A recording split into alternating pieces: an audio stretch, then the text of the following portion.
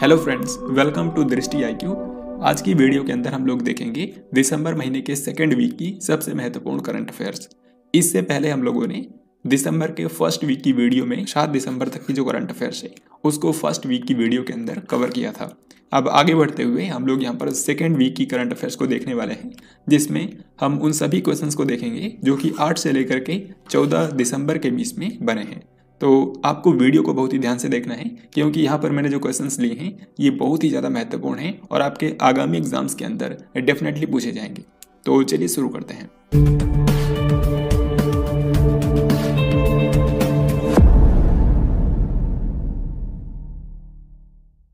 सबसे पहले यहाँ पर मैं आपको विधानसभा चुनाव के बारे में बताऊंगा, क्योंकि हाल ही में 2 राज्यों के अंदर विधानसभा चुनाव हुए हैं और जब भी भारत में किसी भी राज्य के अंदर विधानसभा चुनाव होता है तो हर एक एग्जाम के अंदर इससे रिलेटेड क्वेश्चंस पूछे जाते हैं। तो हिमाचल प्रदेश और गुजरात के अंदर जो विधानसभा चुनाव हुए हैं, सबसे पहले उनसे रिलेटेड क्वेश्चन जो हैं वो मैं आपको यहाँ पर कराऊंगा। तो बिल्कुल आपको ध्यान से देखना है। सबसे पहला क्वेश्चन है, हिमाचल प्रदेश विधानसभा चुनाव 2022 में किस पार्टी ने बहुमत के साथ में सबसे ज्यादा सीटें जीती हैं? तो हिमाचल प्रदेश के अंदर जो विधानसभा चुनाव हुआ है, यहाँ पर सबसे ज्यादा सीटें जीती हैं भारतीय राष्ट्रीय कांग्रेस ने।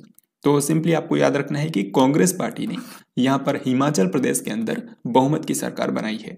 बहुमत का मतलब ये होता है कि जितनी भी टोटल सीटें हैं उसके आधे से ज्यादा सीटें जो हैं इसी पार्टी ने जीत लिए हैं। जैसे हिमाचल प्रदेश की ही अगर हम बात करें तो यहाँ पर टोटल विधानसभा सीटों की संख्या है 68। तो बहुमत के लिए टोटल कितनी सीटों की आवश्यकता थी? इसके आधे से ज्यादा, यानी कि 35। इसका आधा होता है 34, तो उससे ज्यादा यानी कि 35 मिनिमम सीटें जीतनी होगी अगर बहुमत की सरकार बनानी है। अगर चुनाव में कोई भी पार्टी बहुमत हासिल नहीं कर पाती है तो कई सारी पार्टियां आपस में मिल करके गठबंधन की सरकार बनाती हैं। तो यहाँ पर कांग्रेस की बहुमत की सरकार बनी है क्योंकि इसने टोटल 40 सीटें जीती हैं। अब मैं आपको दिखाने वाला हूं इसके रिजल्ट्स, आप देख सकते हैं।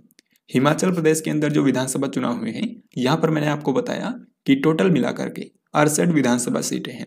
तो इसमें से कांग्रेस पार्टी ने 40 सीटें जीती हैं। फिर दूसरे नंबर पर यहाँ पर आई बीजेपी ने टोटल 25 सीटें जीती हैं और निर्दलीय जो नेता हैं उन्होंने 3 सीटें जीती हैं। तो इस तरीके से यहाँ पर कांग्रेस की सरकार बनी है और नए मुख्यमंत्री कौन हैं वो मैं आपको नेक्स्ट क्वेश्चन में बताऊंगा। 11 दिसंबर 2022 को हिमाचल प्रदेश के नए मुख्यमंत्री के रूप में किसने शपथ ली है? तो हिमाचल प्रदेश के अंदर मैंने आपको बताया कि कांग्रेस की सरकार बनी है और यहाँ पर नए मुख्यमंत्री बन गए हैं सुखविंदर सिंह सुक्खू। इससे पहले तक यहाँ पर बीजेपी की सरकार थी, जो कि आप जानते होंगे जयराम ठाकुर मुख्यमंत्री थे। लेकिन इस बार क्योंकि कांग्रेस पार्टी ने सरकार बनाई है तो यहाँ पर कांग्रेस नेता सुखविंदर सिंह सुक्खू जो हैं ये नए मुख्यमंत्री बन गए हैं। गुजरात विधानसभा चुनाव 2022 में किस पार्टी ने बहुमत के साथ सबसे ज्यादा सीटें जीती हैं? तो गुजरात के अंदर एक बार फिर से यहाँ पर भारतीय जनता पार्टी ने सरकार बनाई है। तो इस क्वेश्चन का आंसर होगा ऑप्शन नंबर सी। भारतीय जनता पार्टी ने कुल मिलाकर के जो 182 सीटें हैं गुजरात में, उसमें से 156 सीटें जीती हैं, 156। यहाँ पर आप देख सकते हैं गुजरात राज्य के अंदर टोटल विधानसभा सीटों की संख्या है 182। इसमें से सबसे ज्यादा जीती हैं भारतीय जनता पार्टी ने, टोटल 156। और आप ये देख सकते हैं कि यहाँ पर बहुमत के लिए कितनी जरूरत थी, इसका आधा होता है 91, तो टोटल 92 सीटों की ही जरूरत थी, जबकि बीजेपी ने यहाँ पर 156 सीटें जीती हैं। फिर इसके बाद दूसरे नंबर पर जो पार्टी आई ये है कांग्रेस पार्टी। कांग्रेस ने यहाँ पर गुजरात के अंदर 17 सीटें जीती हैं। फिर इसके अलावा आम आदमी पार्टी जो है, जो कि अरविंद केजरीवाल के नेतृत्व वाली पार्टी है, तो इसने यहाँ पर 5 सीटें जीती हैं। आपको बता दूं कि जो आम आदमी पार्टी है इसने पहली बार गुजरात विधानसभा चुनाव के अंदर हिस्सा लिया था और इसने यहाँ पर 5 सीटें जीती हैं। इसी के साथ आम आदमी पार्टी ने राष्ट्रीय पार्टी बनने का जो क्राइटेरिया होता है उसको भी कंप्लीट कर लिया है, क्योंकि अब आम आदमी पार्टी की जो प्रेजेंस है वो गुजरात में भी हो चुकी है। तो यहाँ से आपको एक वेरी इंपॉर्टेंट पॉइंट याद रखना है कि जो आम आदमी पार्टी है ये देश की 9वीं राष्ट्रीय पार्टी बन गई है। देश के अंदर अभी तक 8 ही नेशनल पार्टियां थी, अब 9वीं पार्टी बन चुकी है आम आदमी पार्टी। फिर यहाँ पर जो इंडिपेंडेंट नेता थे, निर्दलीय नेता थे, उन्होंने 3 सीटें जीती हैं और समाजवादी पार्टी ने सिर्फ 1 सीट जीती है। तो ये था इस बार के गुजरात विधानसभा चुनाव के बारे में। अब देखते हैं कि यहाँ पर नए मुख्यमंत्री कौन बने हैं। 12 दिसंबर 2022 को किसने लगातार दूसरी बार गुजरात के मुख्यमंत्री के रूप में शपथ ली है। तो जैसा कि मैंने आपको बताया कि गुजरात राज्य के अंदर एक बार फिर से बीजेपी की सरकार बनी है। तो यहाँ के जो अभी तक मुख्यमंत्री थे भूपेंद्र भाई पटेल, ये एक बार फिर से यहाँ के मुख्यमंत्री बन गए हैं। सो आंसर हो जाएगा ऑप्शन नंबर सी। अब एक बार मैं आपको फिर से दोनों राज्यों के अंदर जो विधानसभा चुनाव हुए हैं उनके बारे में मेन चीजें बता देता हूँ ताकि आप इनको अच्छे से याद रख पाएं। हिमाचल प्रदेश और गुजरात ये वो दो राज्य हैं जहां पर हाल ही में विधानसभा चुनाव हुए हैं। हिमाचल प्रदेश के अंदर सीटों की टोटल संख्या है 68 और गुजरात के अंदर 182। हिमाचल प्रदेश के अंदर सिर्फ एक ही चरण में मतदान करवाया गया था क्योंकि यहाँ पर सीटों की संख्या कम थी, तो एक ही चरण में यहाँ पर 12 नवंबर को मतदान हो गया था।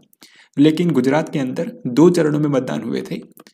फर्स्ट फेज और सेकेंड फेज में यहाँ पर 2 चरण में मतदान हुए थे, एक तो 1 दिसंबर को, फिर 5 दिसंबर को। लेकिन दोनों ही राज्यों के अंदर जो रिजल्ट है वो जारी किया गया था 8 दिसंबर को। तो एक साथ 8 दिसंबर को दोनों राज्यों के जो रिजल्ट हैं वो जारी किए गए हैं।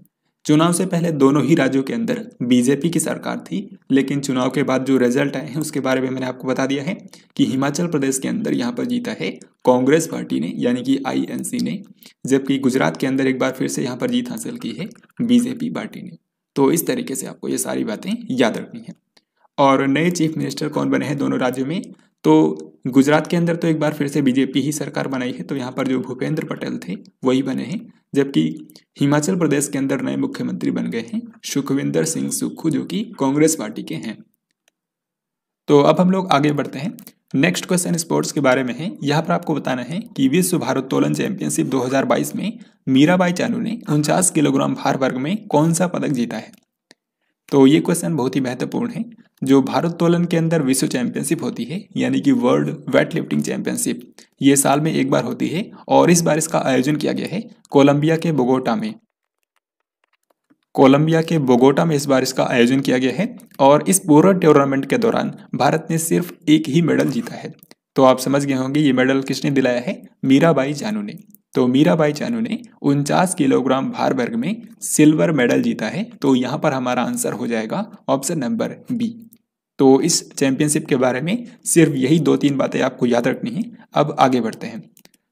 6 से लेकर के 10 दिसंबर तक बंगाल की खाड़ी में आए चक्रवाती तूफान मंडोस का नामकरण कौन से देश ने किया है। तो हाल ही में बंगाल की खाड़ी में एक साइक्लोन आया था जिसका नाम था मंडोस, और इस साइक्लोन के चलते कुल 9 लोगों की अभी तक डेथ हो चुकी है। मंडोस नाम का जो साइक्लोन आया था इसने भारत के तमिलनाडु राज्य को, इसके अलावा अंडमान निकोबार आइलैंड ग्रुप को, इसके साथ ही साथ जो श्रीलंका कंट्री है उसको भी इसने प्रभावित किया है।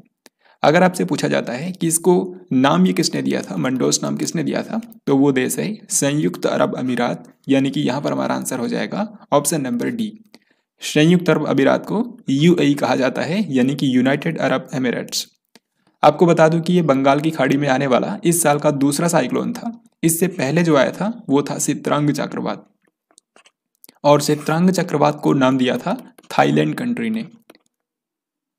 थाईलैंड कंट्री ने सित्रांग चक्रवात का नामकरण किया था और ये बेसिकली उत्तरी बंगाल की खाड़ी में आया था, तो इसने मेनली बांग्लादेश को प्रभावित किया था। 12 दिसंबर 2022 को किसने सुप्रीम कोर्ट के नए न्यायाधीश के रूप में शपथ ली है। तो सुप्रीम कोर्ट के अंदर भारत का जो सर्वोच्च न्यायालय है सुप्रीम कोर्ट, इसमें हाल ही में एक नए जज अपॉइंट हुए हैं और इनका नाम है दीपांकर दत्ता। सो इस क्वेश्चन का आंसर होगा ऑप्शन नंबर ए। और इसी के साथ सुप्रीम कोर्ट में टोटल सीटिंग जजेस की संख्या हो गई है 28। हालांकि सुप्रीम कोर्ट में मैक्सिमम कितने जज हो सकते हैं, तो मैक्सिमम जो लिमिट है वो है 34 जजों की। तो अभी के समय 28 जज हैं, जिनमें से एक भारत के मुख्य न्यायाधीश यानी कि DY चंद्रचूड़ भी शामिल हैं। Next question and very important, राष्ट्रीय कृषि और ग्रामीण विकास बैंक यानी कि जो नाबार्ड है, इसके नए अध्यक्ष के रूप में किसको अपॉइंट किया गया है। तो नाबार्ड के नए अध्यक्ष बन गए हैं साजी केवी। साजी केवी जो हैं ये नाबार्ड के नए अध्यक्ष बन गए हैं। जो नाबार्ड है इसको बोलते हैं national bank for agriculture and rural development. तो कृषि और ग्रामीण क्षेत्र के विकास के लिए नाबार्ड बनाया गया था। नाबार्ड की स्थापना हुई थी साल 1992 में और इसका मुख्यालय है मुंबई के अंदर। तो अब इसके नए अध्यक्ष बन गए हैं साजी केवी। टाइम मैगजीन ने time person of the year 2022 किसको चुना है। तो टाइम पत्रिका जो है इसने साल 2022 के लिए time person of the year के रूप में चुना है वोलोदिमीर जेलेंस्की को। वोलोदिमीर जेलेंस्की कौन है? ये वर्तमान समय में यूक्रेन के राष्ट्रपति हैं। तो यहाँ पर हमारा आंसर होगा ऑप्शन नंबर डी। अमेरिका में भारत के राजदूत कौन हैं जिनका कार्यकाल 1 वर्ष के लिए बढ़ा दिया गया है? तो अमेरिका में भारत के जो वर्तमान राजदूत हैं उनका नाम है तरनजीत सिंह संधू। और जब अमेरिका के राष्ट्रपति डोनाल्ड ट्रंप थे उसी वक्त ये अपॉइंट किए गए थे, लेकिन हाल ही में इनका जो कार्यकाल है वो 1 साल के लिए बढ़ा दिया गया है। तो इस क्वेश्चन का हमारा आंसर होगा तरनजीत सिंह संधू। यहाँ पर जो ऑप्शन ए में लिखा है रुचिरा कंबोज, ये आज के समय जो यूनाइटेड नेशन है उसमें भारत की अस्थायी प्रतिनिधि हैं, यानी कि परमानेंट रिप्रेजेंटेटिव हैं। दिसंबर 2022 में आरबीआई ने किस देश के साथ में $200 मिलियन का मुद्रा विनिमय समझौता यानी कि करेंसी स्वैप एग्रीमेंट किया है? तो मुद्रा के एक्सचेंज के लिए ये समझौता हुआ है मालदीव के साथ में। तो इसका आंसर हो जाएगा ऑप्शन नंबर सी। तो इससे क्या होगा, जो मालदीव है वो शॉर्ट टर्म के लिए भारत से जो विदेशी मुद्रा है वो ले सकता है। मालदीव की राजधानी है माले और मालदीव की करेंसी है मालदीवियन रूपिया। यूपीआई पर क्रेडिट कार्ड को सपोर्ट करने वाला भारत का पहला पेमेंट गेटवे कौन सा बन गया है? तो इसका सही उत्तर है ऑप्शन नंबर ए, यानी कि रेजर पे। तो रेजर पे जो पेमेंट गेटवे है ये भारत का पहला ऐसा पेमेंट गेटवे बना है जो कि क्रेडिट कार्ड के जरिए यूपीआई पर पेमेंट करने की अनुमति देता है। तो यहाँ पर आप क्रेडिट कार्ड का इस्तेमाल करके यूपीआई के थ्रू पेमेंट कर सकते हैं। राष्ट्रीय डेयरी विकास बोर्ड यानी कि नेशनल डेयरी डेवलपमेंट बोर्ड जो है इसके नए प्रबंध निर्देशक कौन बन गए हैं? नेशनल डेयरी डेवलपमेंट बोर्ड के नए मैनेजिंग डायरेक्टर बन गए हैं मीनेश शाह। तो यहाँ पर हमारा आंसर होगा ऑप्शन नंबर ए। जो राष्ट्रीय डेयरी विकास बोर्ड है इसको संसद ने एक्ट पारित करके इसका गठन किया था और इसका जो हेडक्वार्टर है वो गुजरात के आनंद शहर में है। गुजरात के आनंद शहर में नेशनल डेयरी डेवलपमेंट बोर्ड का मुख्यालय है। एरिटन कैपिटल द्वारा जारी पासपोर्ट इंडेक्स 2022 के अनुसार दुनिया का सबसे शक्तिशाली पासपोर्ट किस देश का है? तो मोस्ट पावरफुल पासपोर्ट्स की हाल ही में लिस्ट जारी की गई है एक कनाडा बेस्ड संस्था के द्वारा जिसका नाम है अर्टोन कैपिटल। तो इसमें यूएई का जो पासपोर्ट है वो दुनिया का सबसे पावरफुल पासपोर्ट बताया गया है। तो यहाँ पर हमारा आंसर होगा ऑप्शन डी। और इसमें भारत के पासपोर्ट की रैंक क्या है? तो भारत के पासपोर्ट की रैंक है 66। यहाँ पे आप देख सकते हैं अर्टोन कैपिटल ने ये जो इंडेक्स जारी किया है ग्लोबल पासपोर्ट पावर रैंक 2022, इसमें पूरी दुनिया का सबसे मोस्ट पावरफुल पासपोर्ट बताया गया है यूएई का पासपोर्ट, जहां के नागरिकों को 181 देशों में बिना किसी पूर्व वीजा के जाने की इजाज़त है। वहीं भारत के पासपोर्ट की रैंक है 66 और भारत के नागरिकों को 73 कंट्रीज़ के अंदर बिना किसी पूर्व वीजा के जाने की इजाज़त है। इसी तरीके से सबसे आखिर में कौन सा देश है अगर आपसे पूछें तो दुनिया का सबसे कमज़ोर पासपोर्ट है अफगानिस्तान का। हाल ही में किस भारतीय को एशिया पैसिफिक ब्रॉडकास्टिंग यूनियन का उपाध्यक्ष चुना गया है? एशिया पैसिफिक ब्रॉडकास्टिंग यूनियन जो है इसको शॉर्ट में ABU कहा जाता है। और इसका मतलब क्या है? इसका मतलब है कि एशिया और प्रशांत क्षेत्र के अंदर जो भी कंट्रीज़ हैं वहाँ के ब्रॉडकास्टर्स का ये एक संघ है। जैसे भारत में प्रसार भारती है तो प्रसार भारती भी एक इसका सदस्य है। तो एशिया पैसिफिक ब्रॉडकास्टिंग यूनियन के हाल ही में उपाध्यक्ष एक भारतीय को बनाया गया है जिनका नाम है सुनील। ये आज के समय प्रसार भारती में अतिरिक्त महानिदेशक के पद पर अपॉइंटेड हैं। तो इन्हीं को ABU का उपाध्यक्ष चुना गया है। हाल ही में आपको पता होगा जो एशिया पैसिफिक ब्रॉडकास्टिंग यूनियन है इसकी महासभा भी इस बार कहाँ पर हुई थी? भारत के अंदर ही आयोजित की गई थी। किस राज्य के अंदर भारत के पहले कार्बन न्यूट्रल फार्म का उद्घाटन किया गया है? तो भारत का पहला कार्बन न्यूट्रल फार्म बनाया गया है केरल राज्य के अंदर। हाल ही में जो केरल के मुख्यमंत्री हैं पिनराई विजयन, उन्होंने इसका उद्घाटन किया है। तो केरल राज्य के अंदर एक जिला है जिसको बोलते हैं एर्नाकुलम। केरल राज्य के एर्नाकुलम जिले में एक जगह है अलुवा नाम से, और यहीं पर एक ऐसा बीज फार्म बनाया गया है जो कि पूरी तरीके से कार्बन न्यूट्रल है, यानी कि यहाँ पर ऐसी तकनीकों का इस्तेमाल किया जाता है जिससे कार्बन उत्सर्जन ना हो। तो भारत का पहला कार्बन न्यूट्रल फार्म कहाँ पर है? केरल राज्य के अंदर। अमेरिकी राष्ट्रपति यानी कि जो बाइडेन की यहाँ पर बात हो रही है, तो अमेरिकी राष्ट्रपति जो बाइडेन ने किस भारतीय अमेरिकी को presidential life time achievement award से सम्मानित किया है? तो हाल ही में एक भारतीय मूल के अमेरिकी व्यक्ति को presidential life time achievement award से सम्मानित किया गया है जो बाइडेन के द्वारा। तो इनका नाम है कृष्णा वविलाला। कृष्णा वविलाला। पेरू की पहली महिला राष्ट्रपति कौन बन गई हैं? तो पेरू जो कि दक्षिण अमेरिका का एक देश है, यहाँ पर हाल ही में नेशनल इमरजेंसी भी लागू की गई है। तो पेरू की पहली महिला राष्ट्रपति बनी है दीना बोलुआर्टे। दीना बोलुआर्टे बनी है पेरू की पहली महिला राष्ट्रपति। नवंबर 2022 के लिए ICC men's player of the month किसको नामित किया गया है? यानी कि नवंबर महीने के लिए क्रिकेट के सबसे बेस्ट पुरुष खिलाड़ी कौन रहे? तो सही उत्तर होगा ऑप्शन ए, यानी कि जोस बटलर। तो जोस बटलर जो हैं ये इंग्लैंड की क्रिकेट टीम के कप्तान हैं और इनको नवंबर महीने के लिए सर्वश्रेष्ठ क्रिकेट खिलाड़ी के रूप में चुना गया है। सेम इसी तरीके से आपसे पूछा गया है कि नवंबर 2022 के लिए ICC women's player of the month की विजेता कौन बनी है? तो महिलाओं में सर्वश्रेष्ठ महिला खिलाड़ी का जो पुरस्कार है ये दिया गया है सिद्रा अमीन को। सिद्रा अमीन जो हैं ये पाकिस्तान की क्रिकेटर हैं और ये महिलाओं में चुनी गई हैं।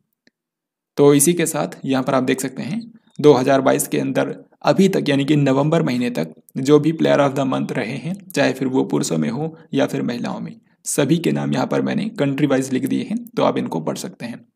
इनमें कुछ भारतीय विजेता भी हैं, जैसे कि फरवरी महीने में पुरुषों में जीता था श्रेयस अय्यर ने।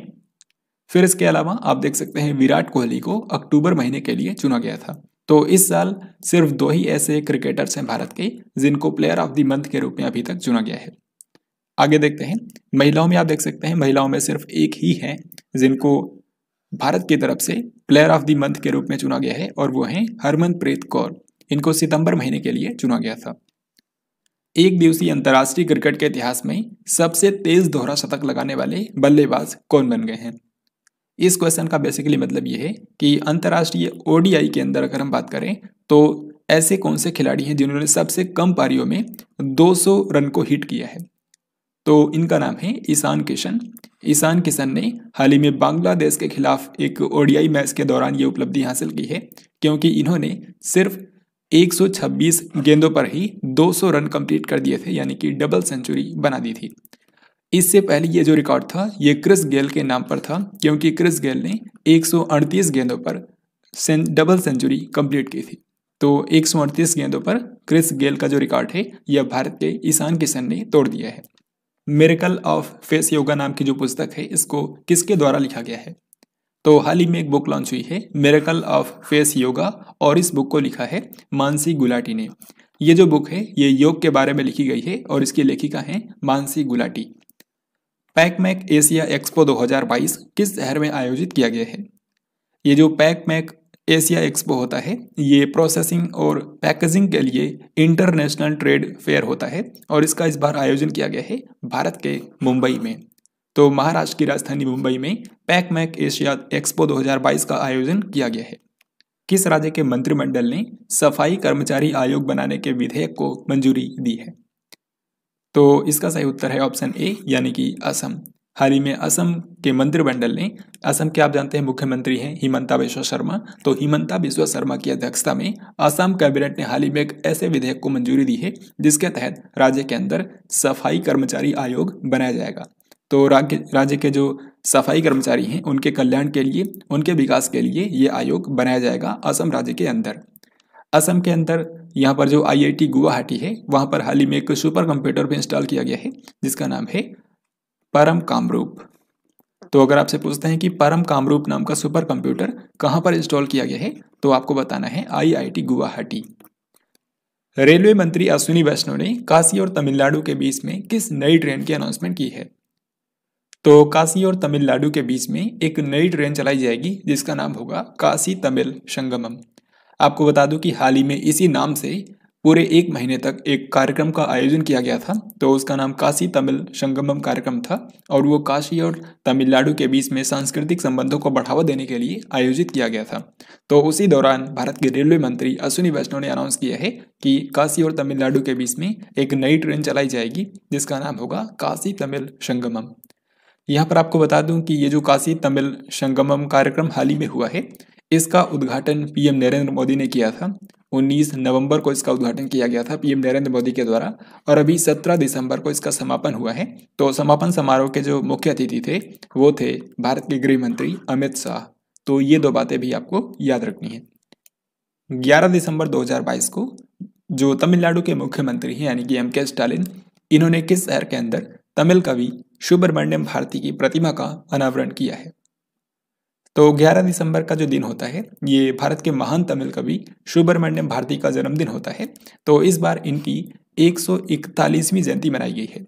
इनका 141वां जन्मदिन था और इस अवसर पर तमिलनाडु के जो मुख्यमंत्री हैं यानी कि M.K. स्टालिन, इन्होंने वाराणसी शहर के अंदर एक स्टैचू का अनावरण किया है।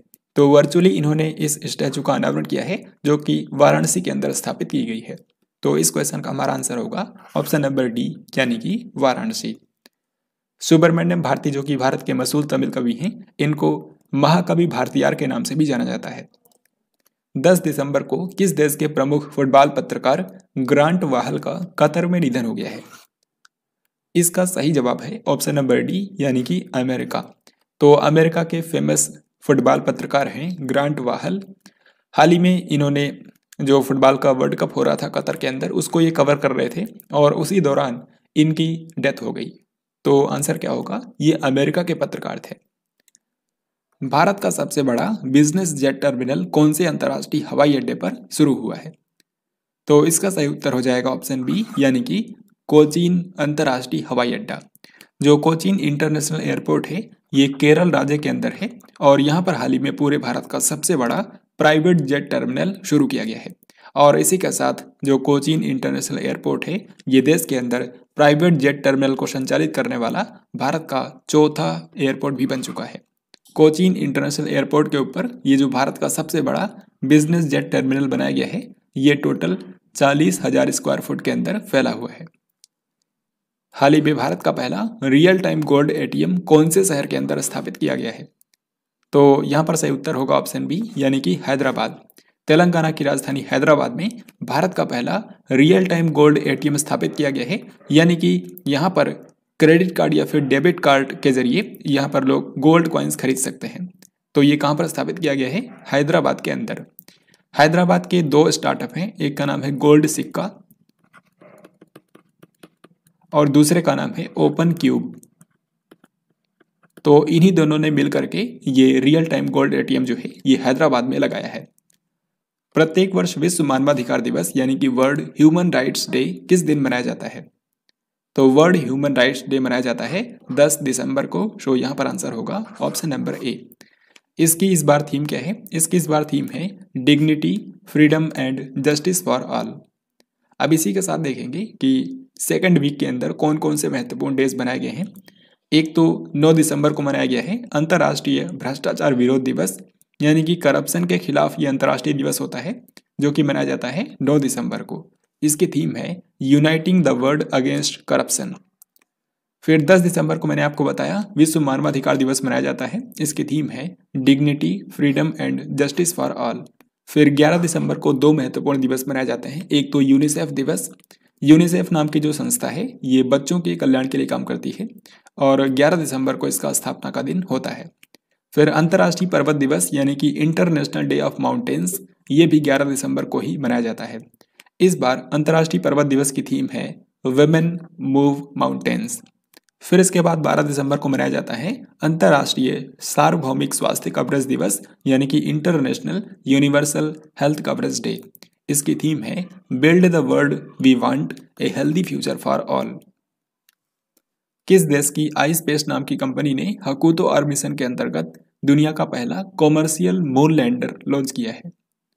तो इससे पहले तक जितने भी जो चंद्रमा के ऊपर लैंडिंग के मिशन लॉन्च किए गए थे वो सभी किसी न किसी देश की सरकार के द्वारा भेजे गए थे। पहली बार कॉमर्शियल मून लैंडर लॉन्च किया गया है और इसको लॉन्च किया है आईस्पेस नाम की कंपनी ने, जो कि जापान की कंपनी है। तो यहाँ पर हमारा आंसर हो जाएगा ऑप्शन नंबर बी। जिस मिशन के तहत इस लैंडर को भेजा गया है चंद्रमा पर उसका नाम है हकूतो आर मिशन। हालांकि आपको बता दूं कि आईस्पेस कंपनी ने इस मिशन को लॉन्च करवाया है स्पेस एक्स से। तो स्पेस एक्स का जो रॉकेट है फाल्कन 9, उसी रॉकेट के जरिए इस लैंडर को भेजा गया है अंतरिक्ष में, जो कि चंद्रमा पर लैंड होगा अप्रैल 2023 में। अब ये क्वेश्चन भी पिछले क्वेश्चन से रिलेटेड है। यहाँ पर आपको बताना है कि अरब जगत का पहला चंद्र मिशन कौन से देश के द्वारा सफलतापूर्वक लॉन्च किया गया है? इसका सही जवाब होगा संयुक्त अरब अमीरात। तो जो यूएई कंट्री है इसने हाल ही में अपना पहला चंद्र मिशन लॉन्च किया है। तो चंद्रमा के अध्ययन के लिए इसने जो अपना पहला मिशन भेजा है उसमें सिर्फ एक रोवर को भेजा गया है और उस रोवर का नाम रखा गया है राशिद रोवर। राशिद रोवर जो है इसका नाम रखा गया है। अब पिछले क्वेश्चन से ये कैसे रिलेटेड है ये मैं आपको बताता हूँ। ये जो राशिद नाम का रोवर यूएई ने भेजा है, इसको हकूतवार मिशन के अंतर्गत आई स्पेस कंपनी ने जो लैंडर भेजा है उसी लैंडर के साथ में इसको भी भेजा गया है। तो इसके लिए जो यूएई है उसने आई स्पेस नाम की कंपनी के साथ में समझौता किया था और इसके तहत इस लैंडर में राशिद रोवर को भेजा गया है। तो यहाँ पर 3 चीज़ें शामिल हैं। एक तो जो यूएई है, यूएई का रोवर है जो कि लैंडर में रखा गया है और उस लैंडर को बनाया है आई स्पेस कंपनी ने जो कि जापान की है। और पूरे इस मिशन को यानी कि लैंडर और रोवर को स्पेस एक्स के फाल्कन 9 रॉकेट से लॉन्च किया गया है। तो इस तरीके से आपको याद रखना है, काफ़ी महत्वपूर्ण है। अशोक लीलैंड के एमडी और सीईओ के रूप में किसको अपॉइंट किया गया है? अशोक लीलैंड जो है ये आप सभी जानते हैं कि भारत की एक ऑटोमोबाइल कंपनी है जो कि चेन्नई के अंदर बेस्ड है। तो अशोका लीलैंड के नए एमडी और सीईओ हाल ही में बन गए हैं सीनू अग्रवाल। तो यहाँ पर आंसर होगा ऑप्शन नंबर ए। 9वीं विश्व आयुर्वेद कांग्रेस और आरोग्य एक्सपो 2022 का आयोजन कौन से स्थान पर किया गया है? तो आयुर्वेद पर चर्चा करने के लिए हाल ही में 9वीं विश्व आयुर्वेद कांग्रेस और आरोग्य एक्सपो 2022 का आयोजन किया गया था। कहाँ पर हुआ है ये? इसका आयोजन किया गया है गोवा की राजधानी पणजी में। सो यहाँ पर आंसर होगा ऑप्शन नंबर ए। आप यहाँ पर देख सकते हैं इसकी थीम रखी गई थी आयुर्वेदा फॉर वन हेल्थ, यानी कि एक स्वास्थ्य के लिए आयुर्वेद। यहाँ पर आपको ये भी याद रखना है कि इस इवेंट के समापन समारोह में प्रधानमंत्री नरेंद्र मोदी ने भी विजिट किया था। तो पीएम नरेंद्र मोदी भी इसके समापन समारोह में शामिल हुए थे और उस दौरान उन्होंने भारत के अंदर आयुष क्षेत्र से जुड़े 3 संस्थानों का उद्घाटन भी किया है, वो मैं आपको आगे बताऊंगा। तो नेक्स्ट क्वेश्चन में आप देख सकते हैं यही पूछा गया है कि 11 दिसंबर को पीएम नरेंद्र मोदी ने कौन से राज्य के अंदर अखिल भारतीय आयुर्वेद संस्थान का उद्घाटन किया है? तो जैसा कि अभी मैंने आपको बताया कि 9वीं विश्व आयुर्वेद कांग्रेस के दौरान पीएम नरेंद्र मोदी ने समापन समारोह में वहां पर विजिट किया था और उसी दौरान उन्होंने आयुष क्षेत्र से जुड़े भारत के 3 संस्थानों का उद्घाटन किया है। तो पहले आपको इन तीनों संस्थानों के नाम याद रखने हैं, कहाँ कहाँ पर हैं। एक तो है अखिल भारतीय आयुर्वेद संस्थान यानी कि all India institute of Ayurveda, ये कहाँ पर बनाया गया है? गोवा के अंदर। इसके अलावा 2 संस्थानों का इन्होंने वर्चुअली उद्घाटन किया है क्योंकि ये गोवा में नहीं थे। राष्ट्रीय यूनानी औषधि संस्थान, ये गाजियाबाद यूपी के अंदर बनाया गया है और दूसरा है राष्ट्रीय होम्योपैथी संस्थान जो कि है दिल्ली के अंदर। तो इन 3 संस्थानों का गोवा से पीएम नरेंद्र मोदी ने उद्घाटन किया है। तो इस क्वेश्चन का हमारा आंसर क्या होगा? आंसर हो जाएगा ऑप्शन ए यानी कि गोवा। अब आगे बढ़ने से पहले आपको बता दूं कि 11 दिसंबर को पीएम नरेंद्र मोदी ने भारत के 2 राज्यों का दौरा किया था, एक तो गोवा और दूसरा महाराष्ट्र। तो गोवा के अंदर क्या हुआ है ये मैंने आपको बता ही दिया कि यहाँ पर 9वीं विश्व आयुर्वेद कांग्रेस का आयोजन किया गया था और उस दौरान पीएम नरेंद्र मोदी ने 3 संस्थानों का उद्घाटन किया है। महाराष्ट्र में जो चीज़ें हुई हैं उससे रिलेटेड क्वेश्चन सब एक एक करके आएंगे। तो देखिए यहाँ पर सबसे पहला क्वेश्चन है कि 11 दिसंबर को पीएम नरेंद्र मोदी ने कौन से एम्स संस्थान को राष्ट्र को समर्पित किया है? तो महाराष्ट्र की यात्रा के दौरान पीएम नरेंद्र मोदी ने नागपुर के अंदर जो एम्स संस्थान बनाया गया है उसका उद्घाटन किया है। सो यहाँ पर हमारा आंसर होगा ऑप्शन नंबर बी। जो एम्स नागपुर बनाया गया है इसकी आधारशिला भी पीएम नरेंद्र मोदी ने ही रखी थी साल 2017 में और अब इसका फाइनली उद्घाटन कर दिया गया है। 11 दिसंबर 2022 को पीएम नरेंद्र मोदी ने कौन से मेट्रो प्रोजेक्ट का फेज 1 राष्ट्र को समर्पित किया है? तो इसका आंसर हो जाएगा ऑप्शन सी यानी कि नागपुर मेट्रो। तो महाराष्ट्र के अंदर नागपुर मेट्रो के पहले चरण का उद्घाटन किया है प्रधानमंत्री नरेंद्र मोदी ने। आप यहाँ पर देख सकते हैं ये पहले चरण का रूट मैप है। इसमें 2 लाइनें हैं, एक तो ऑरेंज लाइन और दूसरी एक्वा लाइन। तो दोनों लाइनों का संचालन अब हो रहा है। अब यहाँ पर फेज 2 की भी आधारशिला पीएम नरेंद्र मोदी ने रख दी है। नागपुर मेट्रो का जो फेज 2 होगा इसमें कुछ जो एक्सटेंड किया जाएगा वो यहाँ पर आप देख सकते हैं रेड कलर में यहाँ पर मार्क किया हुआ है। ये सभी विस्तार किया जाएगा दूसरे चरण में, लेकिन पहले चरण का उद्घाटन अभी हो चुका है पीएम नरेंद्र मोदी के द्वारा। 11 दिसंबर 2022 को प्रधानमंत्री नरेंद्र मोदी ने कौन से 2 शहरों के बीच में 6ठी वंदे भारत ट्रेन को हरी झंडी दिखा करके रवाना किया है? तो भारत के अंदर 6ठी वंदे भारत एक्सप्रेस ट्रेन जो है इसको हाल ही में रवाना किया गया है बिलासपुर से लेकर के नागपुर के बीच में। नागपुर कहाँ पर है? महाराष्ट्र के अंदर। और बिलासपुर कहाँ पर है? ये है छत्तीसगढ़ के अंदर। तो इस क्वेश्चन का आंसर होगा ऑप्शन नंबर डी। 11 दिसंबर को पीएम नरेंद्र मोदी ने कौन से राज्य के अंदर मनोहर अंतर्राष्ट्रीय हवाई अड्डे का उद्घाटन किया है? तो मनोहर अंतर्राष्ट्रीय हवाई अड्डा जो है इसका नाम मनोहर पर्रिकर के नाम पर रखा गया है। और मनोहर पर्रिकर आपको पता होगा गोवा के पूर्व मुख्यमंत्री थे, वो भारत के पूर्व रक्षा मंत्री भी थे। तो गोवा के पूर्व मुख्यमंत्री मनोहर पर्रिकर के नाम पर ये जो मनोहर अंतर्राष्ट्रीय हवाई अड्डा बनाया गया है ये है गोवा के अंदर।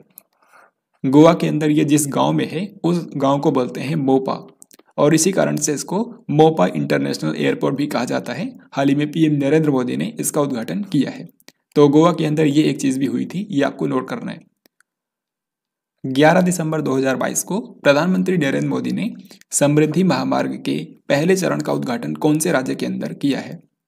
तो समृद्धि महामार्ग जो है ये टोटल 701 किलोमीटर लंबा एक एक्सप्रेस वे है जो कि महाराष्ट्र के अंदर दो शहरों को जोड़ता है, मुंबई से लेकर के नागपुर के बीच में, और इसी कारण इसको मुंबई नागपुर एक्सप्रेस वे भी कहा जाता है। तो हाल ही में इसके पहले चरण का उद्घाटन किया है पीएम नरेंद्र मोदी ने। सो यहाँ पर आंसर होगा महाराष्ट्र। यहाँ पे आप देख सकते हैं जो समृद्धि महामार्ग है इसको मुंबई नागपुर एक्सप्रेस वे भी कहा जाता है क्योंकि ये मुंबई से लेकर के नागपुर तक जाता है। इसकी टोटल लंबाई है 701 किलोमीटर और ये 6 लेन का एक एक्सप्रेस वे है। हालांकि आगे चल करके इसको 8 लेन का भी बनाया जा सकता है। तो अभी क्या हुआ है, पीएम नरेंद्र मोदी ने इसके पहले चरण का उद्घाटन किया है और जो पहला चरण है ये नागपुर से लेकर के शिरडी के बीच में है जिसकी लंबाई है 520 किलोमीटर। टोटल एक्सप्रेसवे जो है वो 701 किलोमीटर लंबा है, लेकिन पीएम नरेंद्र मोदी ने हाल ही में जो पहले चरण का उद्घाटन किया है इसकी लंबाई है 520 किलोमीटर। सेकेंड फेज में बाकी का जो रूट है उसका उद्घाटन किया जाएगा जून 2023 में। ये शिरडी से लेकर के मुंबई तक होगा। आप यहाँ पर मैप में भी देख सकते हैं जो पहले चरण का उद्घाटन किया गया है वो नागपुर से लेकर के शिरडी के बीच में है 520 किलोमीटर, और बाकी का जो है शिरडी से लेकर के मुंबई उसको जून 2023 में उद्घाटन किया जाएगा। ये जो पूरा समृद्धि महामार्ग है ये महाराष्ट्र के टोटल 10 जिलों से होकर के गुजरता है जिनके नाम यहाँ पर आप देख सकते हैं। हाल ही में किसे 25 में श्री चंद्रशेखरेंद्र सरस्वती राष्ट्रीय श्रेष्ठता पुरस्कार से सम्मानित किया गया है? तो भारत के जो पूर्व उपराष्ट्रपति हैं एम वेंकैया नायडू जो हैं इनको सार्वजनिक नेतृत्व के लिए हाल ही में सम्मानित किया गया है। ये भारत के 13वें उपराष्ट्रपति थे। तो आंसर हो जाएगा ऑप्शन नंबर डी यानी कि एम वेंकैया नायडू। इनके बाद कौन बने हैं भारत के उपराष्ट्रपति? इनके बाद बने हैं जगदीप धनखड़ जो कि देश के 14वें उपराष्ट्रपति हैं। 27वें केरल अंतर्राष्ट्रीय फिल्म महोत्सव में फोकस देश कौन सा है? तो फ्रेंड्स हाल ही में international film festival of Kerala का आयोजन किया गया है और ये इसका 27वां संस्करण था। ये कहाँ पर हुआ है? ये 9 से लेकर के 16 दिसंबर तक केरल की राजधानी तिरुवनंतपुरम में आयोजित किया गया था और इसका उद्घाटन किया था केरल के मुख्यमंत्री पिनराई विजयन ने। तो अब यहाँ पर पूछा गया है कि इसमें फोकस कंट्री कौन सा था? तो फोकस कंट्री था सर्बिया यहाँ पर आंसर हो जाएगा। फोर्ब्स के अनुसार दिसंबर 2022 में एलोन मस्क को पीछे छोड़कर कौन दुनिया के सबसे अमीर व्यक्ति बन गए हैं? तो फोर्ब्स की रियल टाइम जो बिलियनियर्स लिस्ट होती है यानी कि वास्तविक समय में करंट टाइम में जो दुनिया के सबसे अमीर लोग हैं उनकी जो लिस्ट होती है उसमें हाल ही में एलोन मस्क को भी पीछे छोड़ करके बर्नार्ड अर्नोल्ट जो हैं ये दुनिया के सबसे अमीर व्यक्ति बन गए थे। तो यहाँ पर आंसर हो जाएगा option number C. Bernard Arnault जो हैं ये फ्रांस के एक उद्यमी हैं। इनकी कंपनी का नाम है LVMH और ये जो कंपनी है ये लग्जरी गुड्स बनाने वाली कंपनी है। इस कंपनी के फाउंडर भी यही थे और आज के समय CEO भी बर्नार्ड अर्नोल्ट ही हैं। तो ये दुनिया के सबसे अमीर व्यक्ति बन गए थे हाल ही में रियल टाइम बिलियनियर लिस्ट के हिसाब से, जो कि हमेशा अपडेट होती रहती है तो कभी भी उसमें चेंजेस आ सकते हैं। चेन्नई मेट्रो रेल नेटवर्क का विस्तार करने के लिए किस वित्तीय संस्थान ने $780 मिलियन के ऋण को मंजूरी दी है? तो चेन्नई मेट्रो का जो रेलवे नेटवर्क है उसमें विस्तार किया जाएगा और उसके लिए $780 मिलियन का लोन लिया जाएगा एशियन डेवलपमेंट बैंक से, और इसी को हाल ही में ADB ने मंजूरी दे दी है। ADB का मतलब होता है एशियन डेवलपमेंट बैंक और इसका जो हेडक्वार्टर है फिलीपींस की राजधानी मनीला के अंदर, और इसके जो वर्तमान में अध्यक्ष हैं उनका नाम है मसात्सुगु असाकावा जो कि जापान के व्यक्ति हैं। अब ये क्वेश्चन काफ़ी महत्वपूर्ण है। आपको बताना है कि table tennis federation of India की पहली महिला अध्यक्ष कौन बन गई हैं? तो भारत में टेबल टेनिस के लिए जो संस्था है उसको बोलते हैं table tennis federation of India यानी कि TTFI। तो इसकी पहली महिला अध्यक्ष हाल ही में चुनी गई हैं मेघना अहलावत। मेघना अहलावत यानी कि ऑप्शन डी यहाँ पर करेक्ट हो जाएगा। बाकी जो ऑप्शन सी में यहाँ पर लिखा है कमलेश मेहता, ये इसके महासचिव बने हैं। तो ये दोनों पद आपको याद रखने हैं। TTFI की अध्यक्ष बनी है मेघना अहलावत और महासचिव बन गए हैं कमलेश मेहता। टेबल टेनिस की यहाँ पर बात हो रही है तो भारत के दो फेमस खिलाड़ियों का नाम याद रखिए। एक तो महिलाओं में मणिका बत्रा और पुरुषों में अचंता शरत कमल। अचंता शरत कमल जो है इनको इस साल का सबसे बड़ा जो खेलों का पुरस्कार होता है यानी कि मेजर ध्यानचंद खेल रत्न पुरस्कार, वो भी इनको इस बार दिया गया है। 4 दिसंबर 2022 को किस मंत्रालय ने नई दिल्ली के अंदर डाक रूम नाम से एक पत्र लेखन कार्निवल का आयोजन किया है, यानी कि लोगों को लेटर राइटिंग के लिए प्रोत्साहित करने के लिए ये कार्यक्रम आयोजित किया गया था। तो पत्र लेखन कार्निवल डाक रूम जो है ये नई दिल्ली के अंदर हुआ था और इसको संस्कृति मंत्रालय ने आयोजित किया था। यहाँ पर आपको एक बात और याद रखनी है कि संस्कृति मंत्रालय ने इसके लिए डाक विभाग का सहयोग लिया था। तो भारत के डाक विभाग के सहयोग से डाक रूम नाम का एक कार्यक्रम हाल ही में आयोजित किया गया था। फोर्ब्स द्वारा जारी दुनिया की 100 सबसे शक्तिशाली महिलाओं की सूची में कौन शीर्ष पर है? तो हाल ही में फोर्ब्स पत्रिका ने दुनिया की 100 मोस्ट पावरफुल वुमेन की लिस्ट जारी की है और इसमें टॉप पर हैं उर्सुला वॉन डेर लेन। तो उर्सुला वॉन डेर लेन जो है ये यूरोपियन कमीशन जो है उसके वर्तमान अध्यक्ष हैं और इनको पहले स्थान पर रखा गया है। इसी से रिलेटेड यहाँ पर अगला सवाल है, फोर्ब्स द्वारा जारी की गई दुनिया की 100 सबसे शक्तिशाली महिलाओं की सूची में भारत की तरफ से कौन शीर्ष पर है? तो सबसे पहले आपको बता दूं कि भारत की कुल मिलाकर के 4 महिलाओं को इसमें शामिल किया गया है और उनमें भी सबसे ऊपर हैं निर्मला सीतारमण। तो यहाँ पर आंसर होगा option number B. Overall Bharat की जो वित्त मंत्री है निर्मला सीतारमण, इनको इस 100 महिलाओं की लिस्ट में 36वें स्थान पर रखा गया है। यहाँ पे आप देख सकते हैं, अगर हम ओवरऑल देखें तो नंबर 1 पर हैं उर्सुला वॉन डेर लेन, दूसरे स्थान पर हैं क्रिस्टीन लैगार्ड और तीसरे नंबर पर हैं कमला हैरिस। और भारतीयों की बात करें तो टोटल 100 की लिस्ट में भारत की सिर्फ 4 महिलाएं ही शामिल हुई हैं और उनमें भी टॉप किया है वित्त मंत्री निर्मला सीतारमण ने, जो कि 36वें स्थान पर हैं। फिर इसके बाद सभी महिला उद्यमी हैं जैसे कि रोशनी नादर मल्होत्रा, ये HCL टेक्नोलॉजीज की चेयरपर्सन हैं और ये 53वें नंबर पर हैं। किरण मजूमदार शॉ जो कि बायोकॉन के संस्थापक हैं, ये 77वें स्थान पर हैं। और फाल्गुनी नायर जो कि नायका की वर्तमान CEO हैं, ये 89th प्लेस पर है। तो इस तरीके से 4 महिलाओं को यहाँ पर जगह मिली है। केंद्रीय मंत्री अनुराग सिंह ठाकुर ने किस शहर के अंदर भारत के पहले ड्रोन कौशल और प्रशिक्षण सम्मेलन का शुभारंभ किया है?